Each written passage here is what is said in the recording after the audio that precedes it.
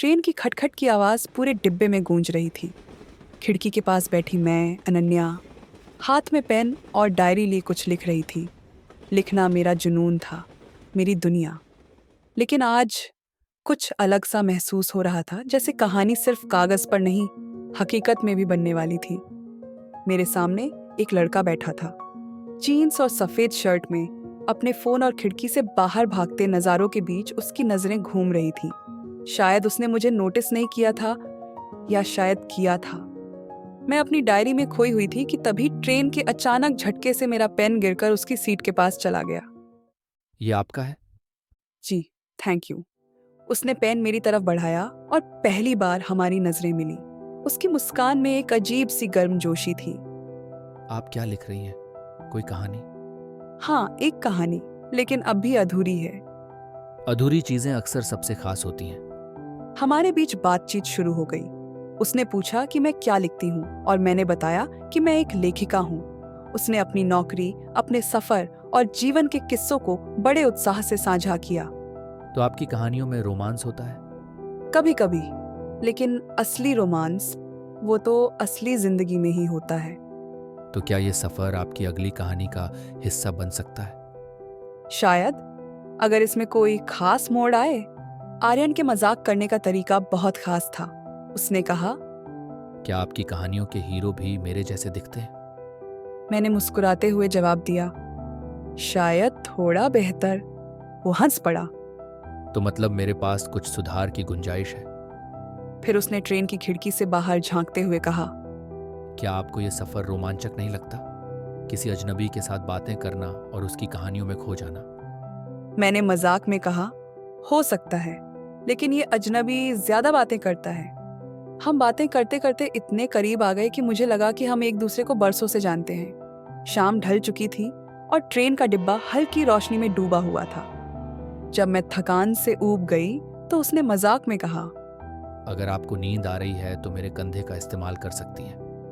मैंने पहले झिझकते हुए मना कर दिया, लेकिन फिर उसकी सहजता देखकर मैं उसके कंधे पर सिर रखकर सो गई।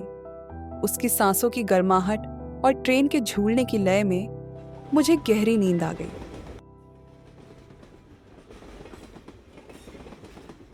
जब मैं उठी तो मैंने देखा कि उसने मेरी डायरी उठा ली थी और पढ़ने की कोशिश कर रहा था। अरे, ये क्या कर रहे हो? मैंने झट से डायरी खींच ली। बस देख रहा था कि मैं कहानी में हूं या नहीं। मैंने मुस्कुराते हुए कहा, कहानी में तुम तब तक नहीं आ सकते जब तक तुम खास नहीं बन जाते। हम दोनों हंसी में खो गए और तभी ट्रेन ने एक जोरदार ब्रेक लिया। अचानक झटका लगा और मैं अपनी सीट से खिसक कर उसकी ओर गिर पड़ी। सब ठीक है? हाँ, थैंक यू। लेकिन उस पल जब हमारा हाथ एक दूसरे को छू गया तो एक अजीब सी गर्माहट महसूस हुई, जैसे वक्त कुछ पल के लिए थम गया हो। मैंने झट से अपना हाथ वापस खींच लिया, लेकिन आर्यन की आंखों में जो देखा वो मैं शब्दों में बयान नहीं कर सकती। रात हो चुकी थी और अब डिब्बे में ज्यादातर लोग सो चुके थे। बाहर सिर्फ ट्रेन के पहियों की आवाज सुनाई दे रही थी।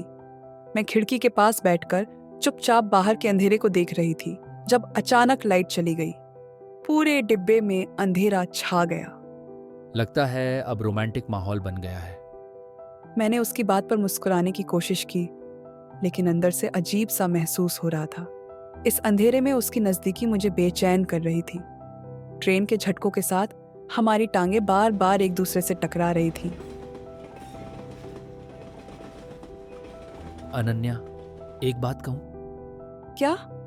मुझे ऐसा लग रहा है जैसे ये मुलाकात सिर्फ एक इत्तेफाक नहीं है। मैं उसकी बात सुनकर कुछ बोल नहीं पाई।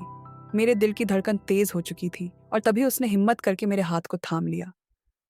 मैं कुछ करना चाहता हूं, अगर तुम इजाजत दो। मैं कुछ कहने वाली थी, लेकिन शब्द मेरे होठों तक पहुंच ही नहीं पाए और अगले ही पल उसने धीरे से मेरे माथे पर एक हल्का सा किस किया। उसकी ये हरकत अचानक थी, लेकिन अजीब बात यह थी कि मुझे बुरा नहीं लगा। मैं उसकी ओर देखती रही और उसने कहा, सॉरी अगर मैं गलत था, लेकिन मैं इसे रोक नहीं पाया। मैंने कहा, शायद कुछ चीजें रोकनी नहीं चाहिए। वो रात की गहराई और ट्रेन का झूलता सफर दोनों मिलकर एक अलग ही एहसास पैदा कर रहे थे। आर्यन की वो नज़दीकी, उसका वो स्पर्श, सब कुछ जैसे मुझे एक नई दुनिया में ले जा रहे थे। हम दोनों के बीच का वो पल, वो कनेक्शन, वो एहसास ऐसा था जिसे मैं अपनी पूरी जिंदगी में कभी नहीं भूल सकती। वो सफ़र सिर्फ एक ट्रेन का सफ़र नहीं था, वो एक शुरुआत थी, एक ऐसी कहानी जो अधूरी रह सकती थी, लेकिन उस एक रात ने इसे हमेशा के लिए मेरी यादों में जिंदा कर दिया। मुझे उम्मीद है कि आपको मेरी ये कहानी अच्छी लगी होगी। ऐसी ही और भी रोमांचक और दिलचस्प कहानियां सुनने के लिए हमारे चैनल को सब्सक्राइब करना न भूलें। अगर आपको ये कहानी पसंद आई हो तो इसे लाइक करें और अपने दोस्तों के साथ शेयर जरूर करें। मैं फिर मिलती हूँ अगली कहानी में, आपका इंतजार रहेगा।